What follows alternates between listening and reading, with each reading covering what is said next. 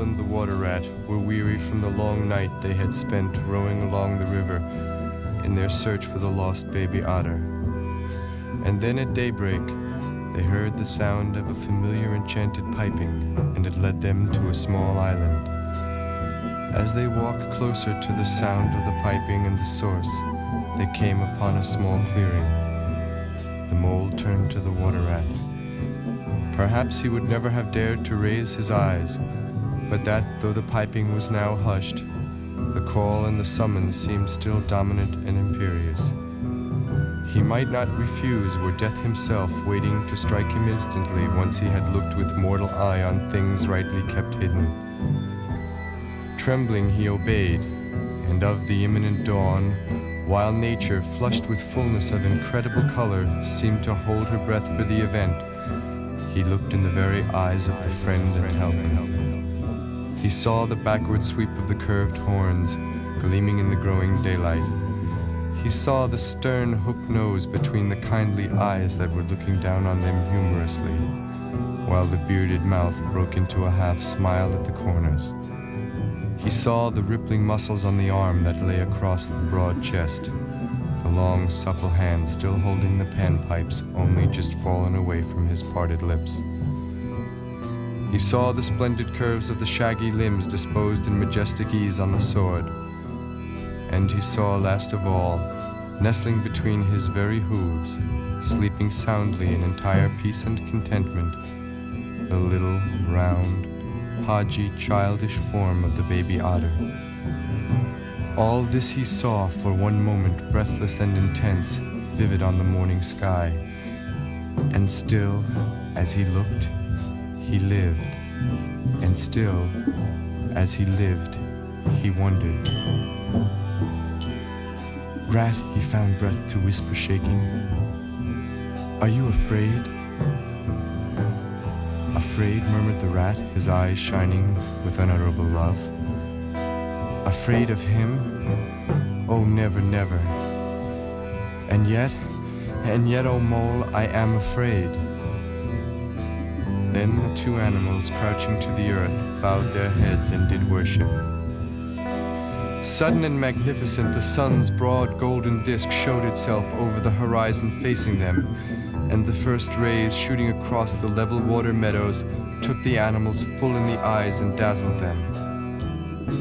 When they were able to look once more, the vision had vanished, and the air was full of the carol of birds that herald the dawn.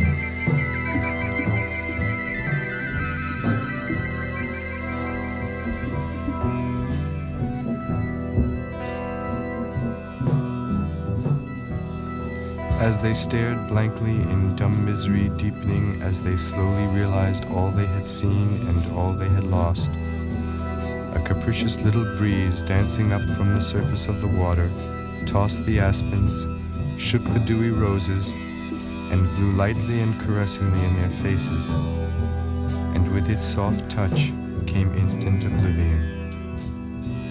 For this is the last best gift that the kindly demigod is careful to bestow on those to whom he has revealed himself in their helping. The gift of forgetfulness.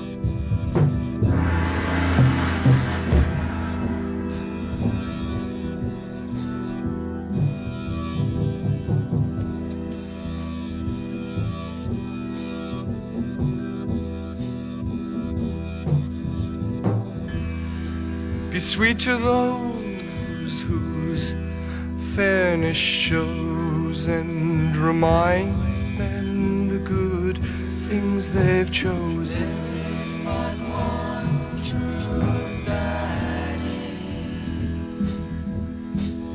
There is but one truth, Daddy.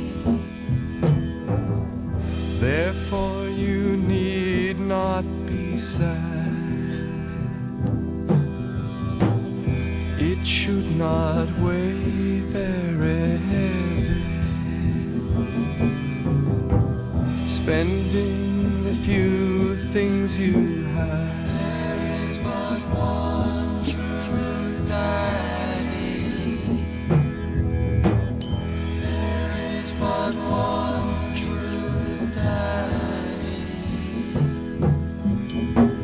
Besides, it seems like a good life. But one truth. The promises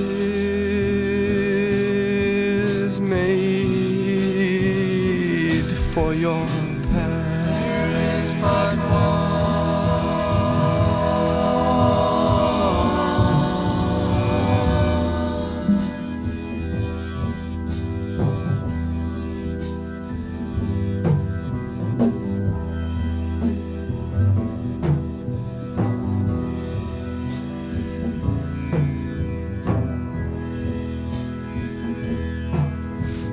The promises made for your past. There is but one.